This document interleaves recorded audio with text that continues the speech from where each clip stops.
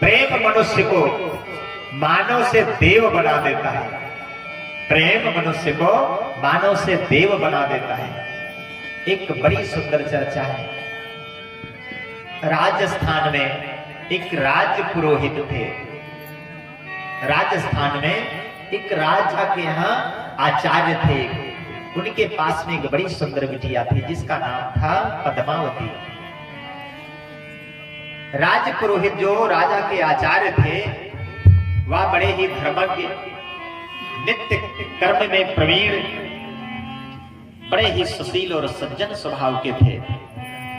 नित्य पूजा करते। तो वो नन्ही सी बिटिया थी, अपने पिताजी के साथ में वो भी बैठती और पूजा करती, बड़े प्रेम से पूजा करती। और ये सच है, जिसके घर में जैसी व्यवस्थाएं चलती हैं बच्चों में वो संस्कार आ ही जाते हैं। तो पद्मावती भी बेचारी पूजा करती रहती, खूब गुनगुनाती। उसको गीत वीत ज्यादा नहीं आते लेकिन फिर भी गुनगुनाती रहती थी। धीरे धीरे करके सयानी हुई। उसका भाव भगवान श्याम सुंदर कन्हैया में बढ़ता गया। पिताजी ने सोचा पुत्री क्या सज्जन है, सुशील है, वाह, बड़े अच्छे संस्कार इसमें पड़े हुए हैं, बढ़िया पूजा करती है ठाकुर जी की।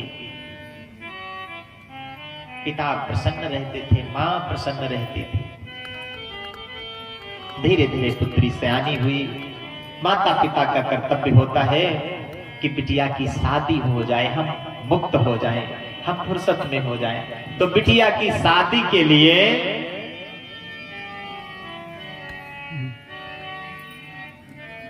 संबंध पक्का किया, रिश्ता अपना तय किया। बारात की तैयारियां होने लगी। बारात आनी थी, दिन निश्चित हो गया।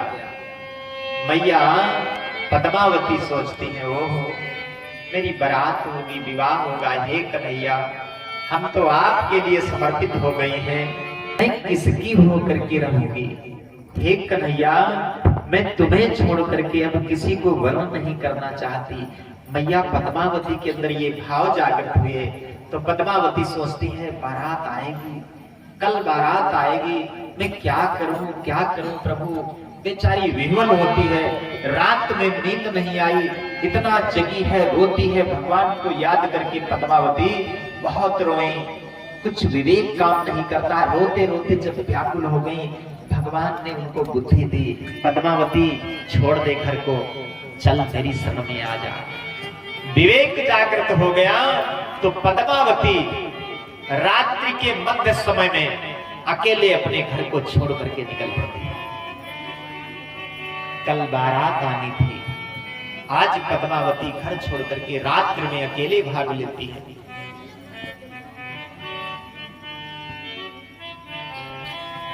बेचारी भागती है, शीघ्रता करती है कि कितनी जल्दी बहुत दूरी तय कर ले जाऊं, ऐसा चलती है वो। प्रातः हुआ, माता जगी, देखा पुत्री नहीं है। विचार आया कि कहीं गई होगी, लेकिन कुछ विलंब हुआ। जब वापस नहीं आई तो थोड़ा चिंता हुई। ब्राह्मण देवता को बताया कि पुत्री घर में नहीं है, किधर को गई। ब्राह्मण देवता को चिंता हुई, पुत्री घर में नहीं है, किधर गई। तो इधर उधर खोज कराया, जब नहीं मिली पूरे गांव में खोज करवाना शुरू कर दिया, बिटिया नहीं मिली। अब तो बेचारे ब्राह्मण देव और मां, आज बारात आनी है, सारी व्यवस्थाएं हैं, पद्मावती है नहीं है। तो गोपनीय तौर से अपनी बात चलाई। एक भी वाक्य उसने नहीं कहा। प्रेम से शाम को भोजन करके लेटी थी। जाने उसकी मति में क्या हुआ। आपस में पति पत्नी दोनों हैरान थे, कोई चर्चा नहीं थी, कोई चर्चा नहीं थी। बारात आएगी, क्या होगा। संदेशा गया, बारात को रोका गया, पुत्री नहीं है। गांव में चर्चाएं फैल गई चारों तरफ। पद्मावती कहाँ चली गई, पद्मावती कहाँ चली गई, कोई पता नहीं। महाराज जी को जब पता लगा कि बारात आनी थी, पद्मावती पुत्री कहीं चली गई, तो महाराज को बड़ा दुख हुआ। महाराज ने अपने नौकरों को, सेवकों को भेजा कि जाओ उस पुत्री की खोज करो, आखिर वो बिटिया गई कहां। तो नौकरों ने चारों तरफ घोड़ों पे सवार होकर के चारों तरफ खोजना शुरू कर दिया। वो पुत्री बेचारी चलती जा रही थी, देखा कि ये राज सैनिक आ रहे हैं, अब भाग के जाए तो कहां जाए। पद्मावती विचार करती है, हे प्रभु क्या करूं, ये राज सैनिक आ रहे हैं, मुझे पकड़ ले जाएंगे, मैं कहां जाऊं, किधर भाग को जाऊं, कहां छिप जाऊं, विचार करो। ऐसा उसका भाव था। तो वहां पर एक ऊंट मर गया था, ऊंट, और बड़ी दुर्गंध थी उसमें। उसके मांस को पशुओं ने, पक्षियों ने खा लिया था। उसकी हड्डियां पड़ी हैं, ढांचा बना पड़ा हुआ है। पद्मावती ने विचार किया कि हे प्रभु, आज पद्मावती को उसकी दुर्गंध नहीं दिखाई दी, और इस संसार के जाल से बचने के लिए पद्मावती उसी ऊंट की खोल में जाकर के छुप करके बैठ गई। इतनी गंदगी थी, राज सैनिक घोड़े भगाते निकल गए, उसकी तरफ कोई ध्यान नहीं दिया। पद्मावती एक दिन नहीं,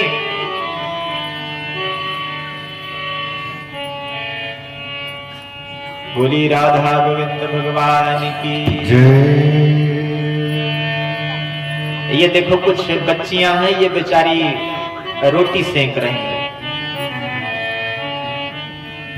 नाना तुम्हारी कथा सुना रहे हैं इस समय। अच्छा फिर एक बार कह दूं, आप लोग आए हैं अपने बाबूजी से, अपने पिताजी से, अपने माताजी से कि हम जा रहे हैं मंदिर पे कथा सुनने के लिए, तो सुनने के लिए आई कि सुनाने के लिए? यहाँ खुदा ही सुना रहे हैं। थोड़ी देर और, बस ज्यादा समय नहीं, थोड़ी देर सुन लिया जाए, बस छुट्टी। तो पद्मावती उस दुर्गंधी में एक नहीं, दो नहीं, 3 दिन तक निरंतर उसी घोड़े में बैठी रही, बिना जलपान किए हुए, बिना कुछ खाए। अब आप विचार करो, भगवान इतनी सरलता से मिल जाएं, ऐसा कुछ नहीं है। कुछ भी पाने के लिए जब तक कोई अतिशय रगड़ नहीं करता है, तब तक संसार का कोई भी मार्ग हो ठीक से प्राप्त हो नहीं पाता है। अतिशय रगड़ करनी पड़ती है, अतिशय तपना पड़ता है। वहां बैठी रही 3 दिन तक। सैनिक चारों तरफ ढूंढ करके चले गए, कुछ पता नहीं चला। जाकर के राज दरबार में निवेदन किया, प्रभु चारों तरफ खोजा, लेकिन पद्मावती कहीं नहीं गिरी। ब्राह्मण देवता बेचारे राज दरबार में उपस्थित होना बंद कर दिए, घर से नहीं निकलते थे, अपने घर में ही। इतना संताप था, इतना दुख था, और पत्नी दोनों कैद होकर के रह गए घर में, कुछ पता नहीं चला। ब्राह्मण देवता को ये लगता था हृदय से जरूर कि मेरी पुत्री में कुछ भी ऐसा संस्कार नहीं था। जाने उसके मन में क्या विचार आया, कहां चली गई होगी, भला जीवित होगी कि कहीं उसने प्राणों को त्याग कर दिया होगा। बड़ा ही विचार चलता था। एक बार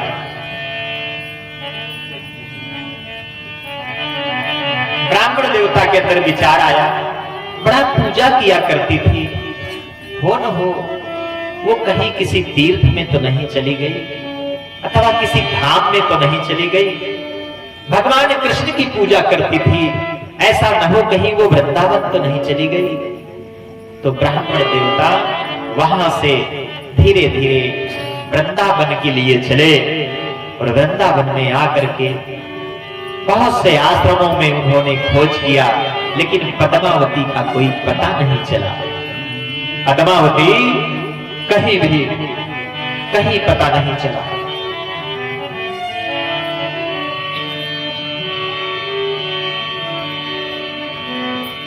एक बार यमुना के तट पर भ्रमण कर रहे थे ब्राह्मण देव।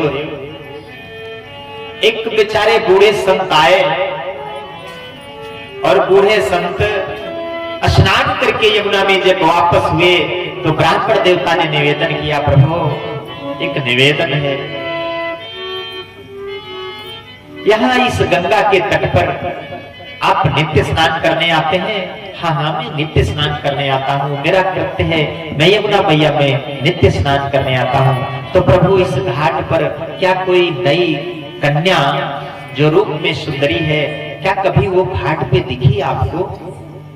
बोले ये घाट तो सुना सुना रहता, यहाँ ज्यादा कोई स्नान करने आते नहीं, मेरी कुटिया पड़ोस में है, मैं आ जाता हूँ। हाँ एक कन्या आती तो है यहाँ रोज स्नान करने, लेकिन वो रहती कहाँ है ये हमें कुछ पता नहीं है। ब्राह्मण देवता को लगा कि हो न हो वो मेरी पुत्री हो। तो ब्राह्मण देवता दूसरे दिन प्रातः काल जल्दी से गए और घाट के वहीं पास में बैठे रहे, इंतजार करते रहे, शायद कोई देवी हो, स्नान करने आती है, कोई दूसरी रही होगी तो रही होगी, हो सकता है मेरी पुत्री ही न हो।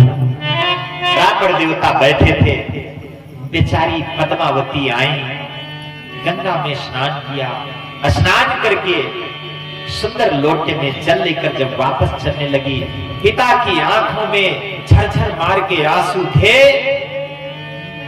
पानी गदगद थी, दौड़ करके गए पुत्री के सामने, नजरों से भर करके अपनी पुत्री को देखते हैं। पुत्री ने जब देखा पिताजी पधारे हैं तो वह बेचारी बेटी आज अपने पिता के चरणों में वंदन करती है, बाबूजी मैंने बहुत अपराध किया है, आपको बहुत कष्ट हुआ है, कहिए मेरी मां कैसी है? पिताजी बहुत रोए, पिताजी बहुत रोए। बोले बेटी तू केवल इतना बता कि मेरा अपराध क्या था, तू मुझे छोड़ के चली आई है, बस मैं कुछ नहीं जानता, तू केवल मुझे इतना संकेत कर दे कि तेरे साथ में मैंने कौन सा अपराध किया था, तेरी माँ ने तेरे साथ में कौन सा अन्याय किया जो तू मुझे छोड़ के चली आई। पुत्री मैं केवल जीवित हूं तो तेरे लिए जीवित हूं, नहीं तो मेरा अपयश, मैं इतने यश में जीने वाला राजपुरोहित था, लेकिन जब से तू घर छोड़ के आई है मैं टूट के बिल्कुल लाश जैसा बन गया हूँ, तू बता मैंने अपराध क्या किया है? कन्या कहने लगी बाबूजी कोई अपराध नहीं, आपका दिया हुआ ये मार्ग है, आपने ठाकुर जी के चरणों में पूजा कर करके हमको भी लगा दिया, मैंने अपने हृदय से कृष्ण को वर्ण कर लिया बाबूजी, इसलिए मैंने सोचा कि इस समय मेरे पास कोई मार्ग नहीं है, मैं छुप करके चली आई। ब्राह्मण देवता प्रसन्न हुए, बोले पुत्री धन्य है तू, तुझे पाकर के तो मैं धन्य हो गया हूं, लेकिन पुत्री ऐसा कर तेरी मां जीवित बनी रहे, चल ये कलंक मिट जाए, तू अपने देश में चल, विवाह मत करना, भगवान की सेवा पूजा करना, लेकिन पुत्री चल। मां ने पद्मावती ने कहा पिताजी जाओ मेरी मां को समझाना, मैं अब कृष्ण की हो गई हूं, इसलिए वापस नहीं चलना, मुझे क्षमा कर दीजिए मुझे। मुझे है काम ईश्वर से, जगत रूठे तो रूठन दे, मुझे है काम ईश्वर से, जगत रूठे तो रूठन दे, मुझे है काम ईश्वर से।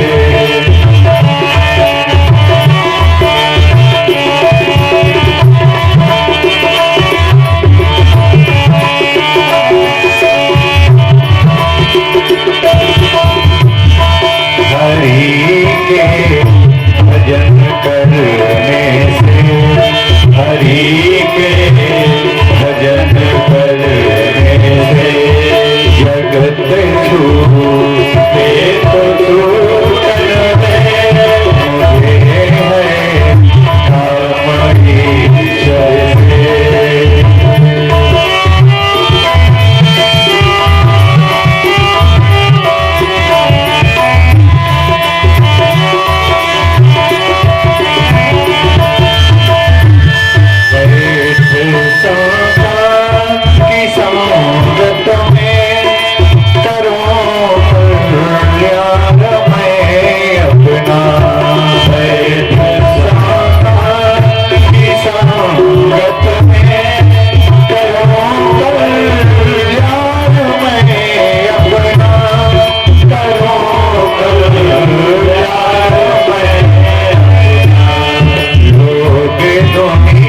या के भोगों में भोग दुनिया के भोगों में मौजे लूटे तो लूटन के मुझे है आपकी ईश्वर से जगत रूठे तो लूटन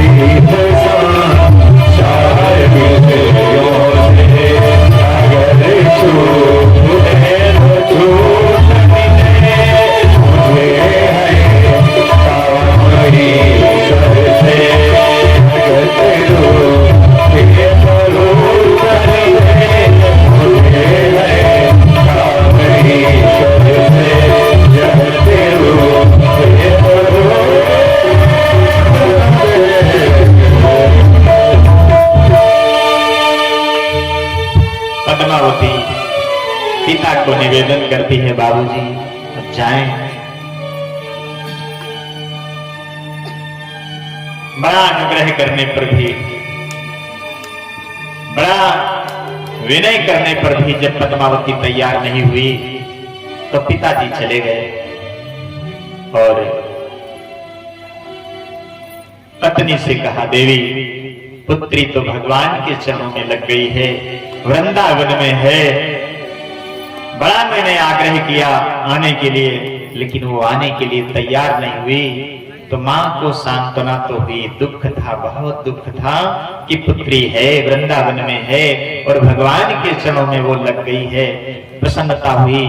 तो फिर महाराज जी राज दरबार में गए, राजा से निवेदन किया कि प्रभु पुत्री है, वृंदावन में है, भगवान के चरणों में समर्पित हो गई है, यहाँ वापस नहीं आना चाहती है। तो महाराज ने विचार किया, चलो मैं चलता हूँ और पुत्री को अपने राज्य में वापस राजस्थान में लाऊंगा। ऐसी बेचारी देवी मेरे राज्य में रहेगी तो मेरा राज का मंगल होगा। महाराज जी गए, वृंदावन आए, बिटिया से मिले, बड़ा निवेदन किया, लेकिन पद्मावती फिर जाने को तैयार नहीं हुई। तो महाराज जी ने वृंदावन में ही पद्मावती का सुंदर आश्रम बनवाया, कुटिया बनवाई और पद्मावती वहीं रह करके भगवान को समर्पित हो गई। बोलिए सच्चिदानंद भगवान की जय। इस प्रकार से